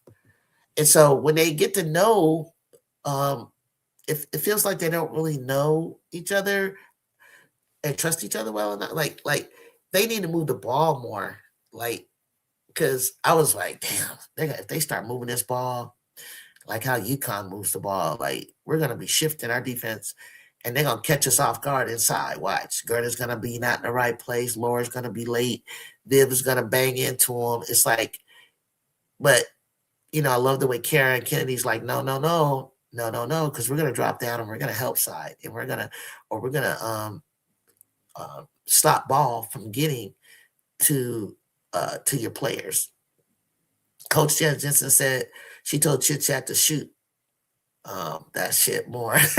Yeah, I was expecting Chit Chat to have to do that, but I knew that she couldn't because our guards are 6'1", 6'2", 6. We didn't necessarily have what's her name, London or Malia on Chit Chat, but once Ken started to slow her up and we switched, and now we could put London on Chit Chat and let them two kind of, which they had a little battle, a little showtime, a little razzle dazzle between the two of them. Chit Chat loved that. You could see Chit like take London to the hole, and it wasn't that she beat London to the hole. It was like, or maybe she did, but she was met with great defense, but better offense by Chit Chat. So then London ran down. It's like, okay, let's go. I got you. And she did this 360 something whoop-de-doo, and it just did not fall. But they knew we the smallest on the court, but I'm the queen of the smallies. That's what it looked like. It was great, though. Oh, that game was so fun to watch. A lot of people missed it. It was a Thursday night, 6 p.m. And I was like, that should have been an afternoon game. And then maybe Jan would have felt a little bit better about our crowd. But hey, if you're in Los Angeles, you can't tell your boss, and Juju ain't playing. I need to get out of work because I got to go see the Trojans when I can get home and in the comfort of my home, feed my kids, or put my feet up, get a cocktail if you're single or in a relationship, and watch it on Peacock. It was on Peacock, so no, and we had a good. The crowd that we had was very loud and very excited, and it wasn't even so much Iowa was in town, but it was the fact that Iowa, had been playing some great basketball, and was doing very well in the Big Ten, and of course, yes, Iowa, right? And they had a crowd behind the bench. And I would have to say, it was just the way that the Trojans were playing. It was the way that they were playing Trojan basketball. It was Trojan basketball for this group that Juju and them did the year before. Juju and the Nerds did the year before, and it looked great. Y'all beat NU, but did Grace have a good Grace? I saw Grace. We guarded Grace really, really well. Grace Sullivan from Northwestern. We guarded her. I felt very well in the paint. I saw how good she was, and they're big, and then they had number 12. She was good. I could tell that their coach is retiring this year, and that would be a great win. Because we hadn't played, they said, Northwestern since years. It's been years, they said, before, because they didn't come last year because of the fires. But they, I know that's a real strong academic school, but they can ball. Y'all gave the teams the blueprint of how to beat us. UCLA just took us out behind the house and laid the belt to grass, which I was shocked. I was like, Jan, you're not gonna. I don't know who thought Iowa could beat UCLA when I was like, but you should at least try to come and get one from on the West Coast. They was out riding bikes, Santa Monica and stuff like that. I'm glad they got out of the snow and got to experience California sunshine, and just it was okay in a sense, because it was still, I think it was the beginning of February. And I was like, she got time, she's got a month um, to figure it out before tournament, uh, conference tournament, and before March Madness, if she really wants to take this team and do something with them, if she really feels like, she's a top 10 team. We always give the blueprint. We have the blueprint against UCLA. We have the blueprint against UConn. We have the blueprint against,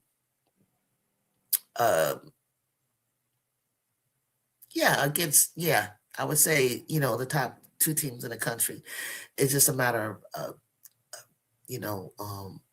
using it with the talent that we have. Like, it takes a certain amount of talent and matchup to execute what Coach Burns and Coach Gottlieb have on defense and on offense. I think McKenna Wozniak, Wasiko, I can't pronounce her. I didn't eat Maliko Wasiko. Will be more athletic, offensively gifted version of Grace Sullivan. She'll be coming to Iowa. McKenna. I watched McKenna. I hope she's ready. I hope she gets in excellent, college level shape and strength, because she needs to be on the floor the whole time. Like, she got to play big girl minutes next year for Iowa to really see McKenna and how she's going to affect your team. Should Kiki Rice get drafted before Lauren Betts? She in her home.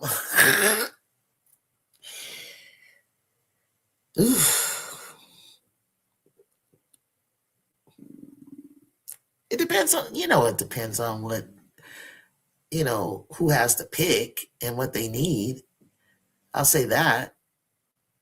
But you think that, or you're asking, in my humble opinion, I think it's just a matter of, because they were 1 and 2 in their class anyway. It's just a matter of like who's the organization that has the pick when it comes down to, do you need a guard or do you need a 6'7"? Yeah, most people say you can't teach size. Lauren's good. Lauren's good. She you may see her style of play, in my opinion, and nobody's ever said this, fit the W a lot better than in college. Some of the she has, because of her size, college doesn't let players like Kiki Earth and Lauren Betts play the physical style play, like touching people, holding their arm, doing those things that they do, are going to fit the pro style better than in college ball, because a lot of fouls that she gets, in college, I don't think she's going to get them in the pros. I think she's going to need to know how to foul in a legal kind of way.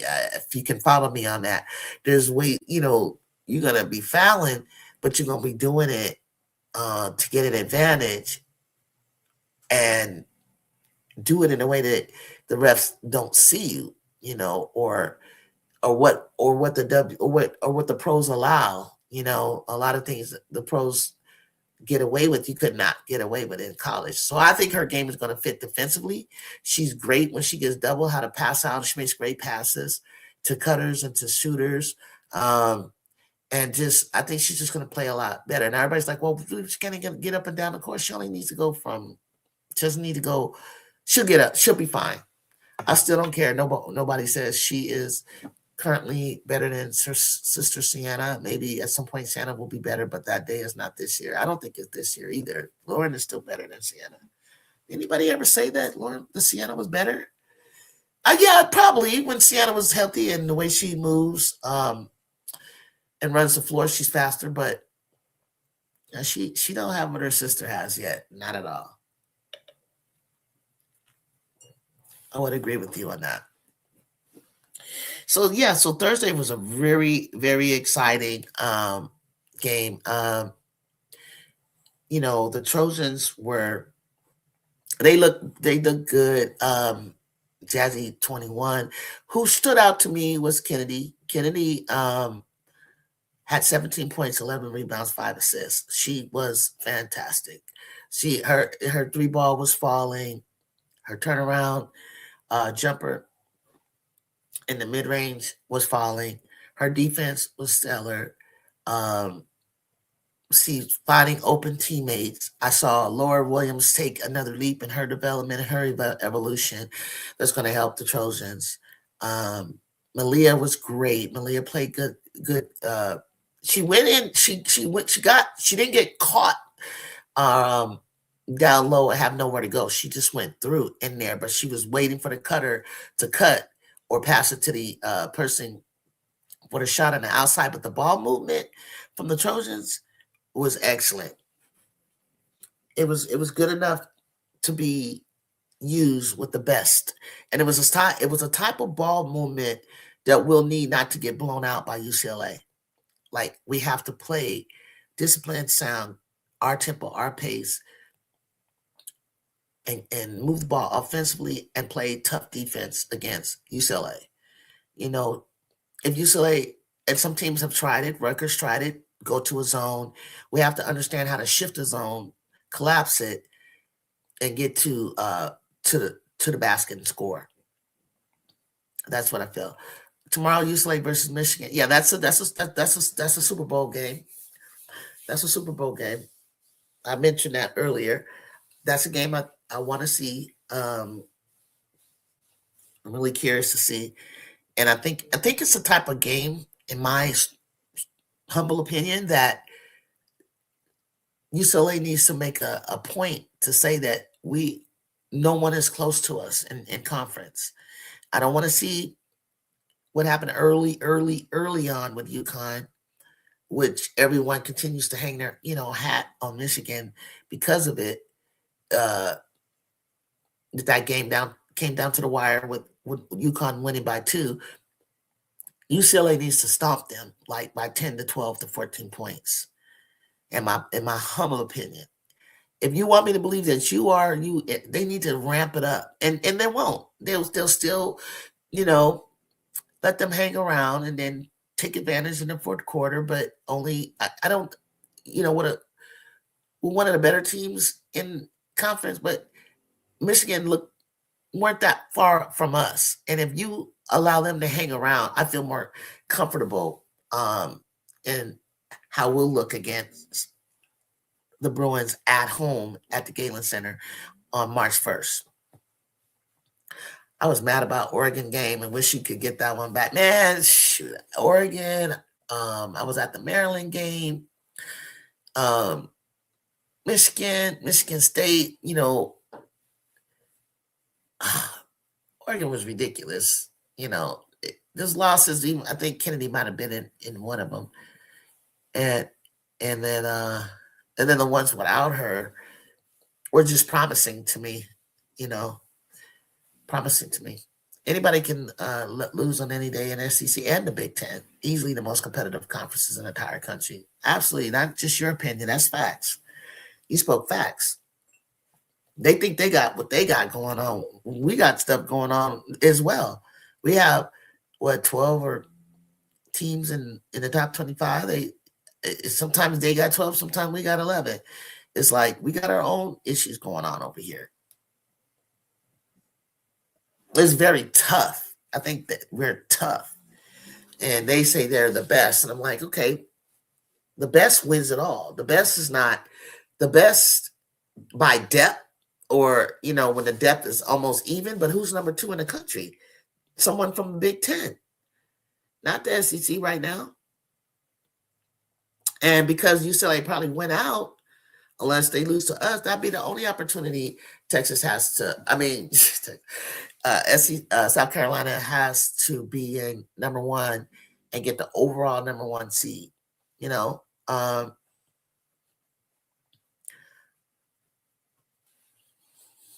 Purdue beat Washington. What? And it ain't been heard from since. Oh yeah, we thought Purdue was gonna do something. Yeah, my Bruins were only beat Illinois We only beat Illinois 80-68, so you got to go. I know. And I got to play them next. Illinois, that's a good point. They only won by 12. And Illinois is like that. You know, I was going to do a breakdown on that, but I wanted to talk about a little bit with LDR and Live Mike and get their thoughts. Maybe we'll schedule something with them if they're available. I'll send them a link to do so, because I don't know if I really want to do that by myself. There's a lot of talking, but people might not be as interested. Non-Trojan fans, however, like tomorrow, that's a big game for us. Iowa plays Avery Huskies next. Man, Savia Sellers and Eladine and Avery, you gotta look out for. Yeah, so I can be well versed in the players over there. Let's see. I want to be able to, talk about the name in the position to watch out for when it comes to Fighting Illini. There's a forward on the team, B. Wallace, averages 19.4 points a game. Rebounds, Parchment averages 8 rebounds. D. Jackson, guard, averages 4.9 assists. That's good. Steals 1.7. Blocks. Okay, so they're not really big on blocks, looks like. And then so USC, we know that Miss Davidson leads us in every category except I think she's tied with Kennedy in steals. Jazzy Davidson averages 16.4, 6.2 rebounds, 4.3 assists. So that's great. That's almost as much as Jackson. As I mentioned earlier, we're right there with them in steals. Blocks, that's where we kill them. Jazzy's the leading blocker in the Big Ten. And she's top 5 in the country in stocks, steals, and blocks. She averages damn near 2 steals a game, with almost 2.5 blocks a game. And that's a guard. and that's a guard, yo. So Jazzy, we need to have her have a big game tomorrow. We have to have her ready to go, hydrated, rested, nutrition, good meal, head right, and of course, Kara Dunn, who's always going to get you 18 and 20. She has proven that throughout the year. Kennedy doing everything that Kennedy does as our glue. London, Malia, most of all, Laura Williams, who is doing amazing right now. Like, one game she had 11 rebounds. That was incredible. Came back again with another 8, I think, in this last game. She's tracking the ball down, following it, and then even like going back up and offensive rebounds, putting them back in. So, and taking shots. I love that. Like, I think she may have taken that open jumper that's open with Gerda, her, and Viv. Viv likes to go to the hole when she gets it, because it's an option of like driving to the paint, when you catch it inside in the slot, or shooting. On Illinois, I like Sierra Parchment, Gretchen Dolan, okay, Barry Wallace, and Destiny Jackson. Because, see, I didn't know their first names.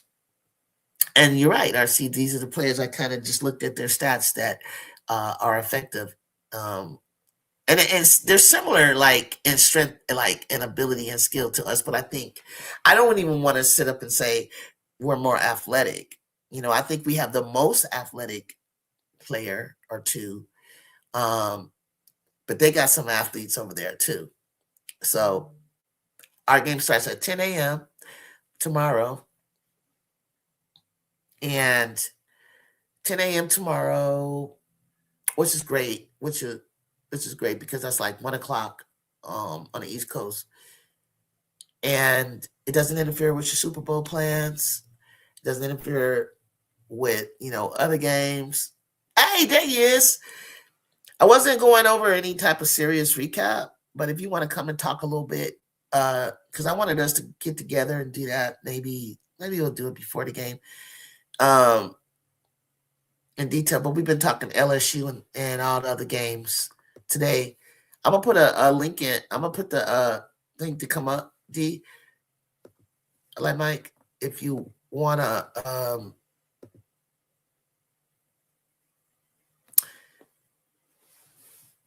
give your take. I'm excited about tomorrow. I'm excited for the opportunity for the Trojans to, win on the road. You know what I'm saying? When it matters. And again, a lot of this winning is needed to gain that momentum and to continue to develop and evolve so that we can make a march in the tournament and play our best ball.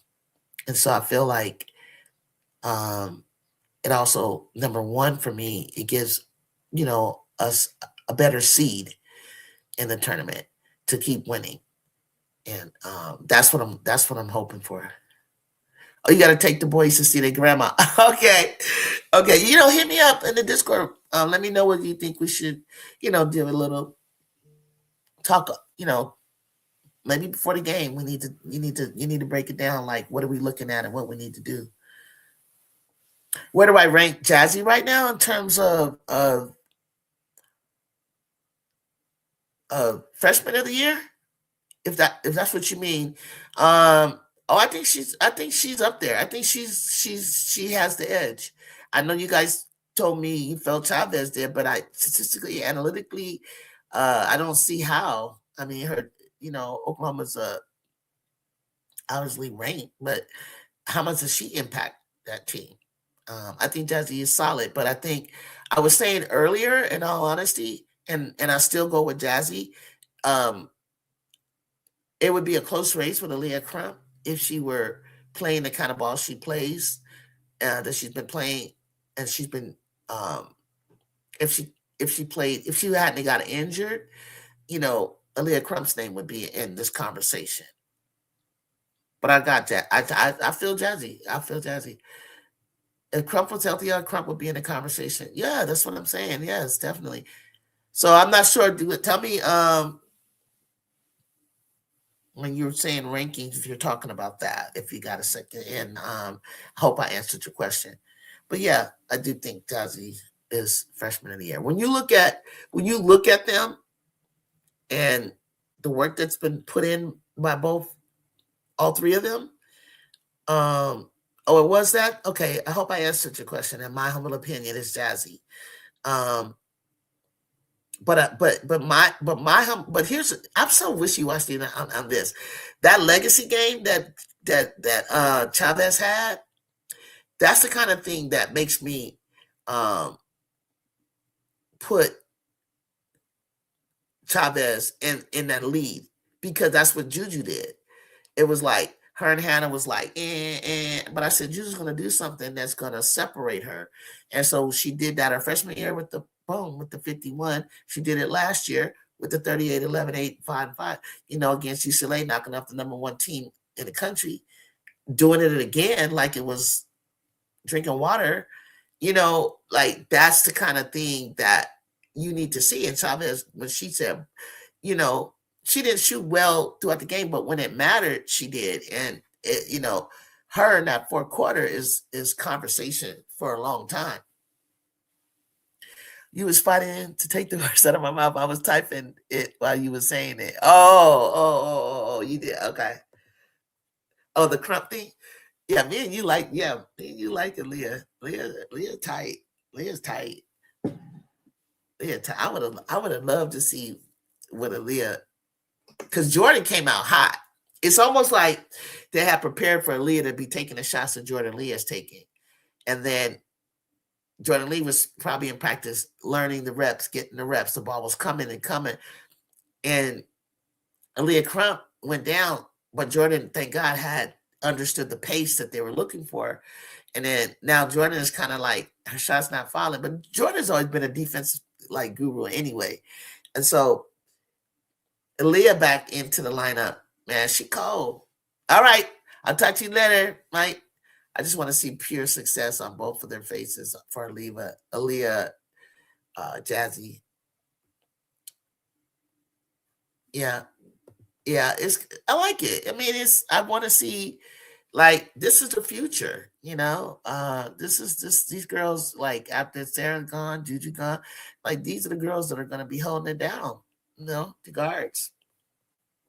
And just imagine Jazzy at 20 years old, how her body's gonna be. You know, she's gonna be formulating more of a college level, pro level body. She has her high school body still with a little bit college in there, but honestly, she looked like the a little bit bigger than a high school body. She got it when that body fills out a little bit more. Oh Lord, Vic needs to give Aaliyah Crump most of the minutes off the bench if he's not gonna start her. Yeah, probably something like that. I mean, she's so impactful. She just built different. Like she don't even look like she built like a freshman. Like she'd be moving at a different pace than them. It's so cold. And matter of fact, it pushed Madison to play at that pace. It's like the pace that she's at is where they need to be. And when she's on the court, they rise to it. And they took it because they were like kind of like a little bit ahead on that tempo and that pace. And in November, like when they played South Carolina, they were way more disciplined. And then they got into this undisciplined stuff a little bit. And now they're kind of like Leah Cole. She just come out. I just love her. She come out of nowhere like, you need a bucket. Give me the ball. Juju, like she just like,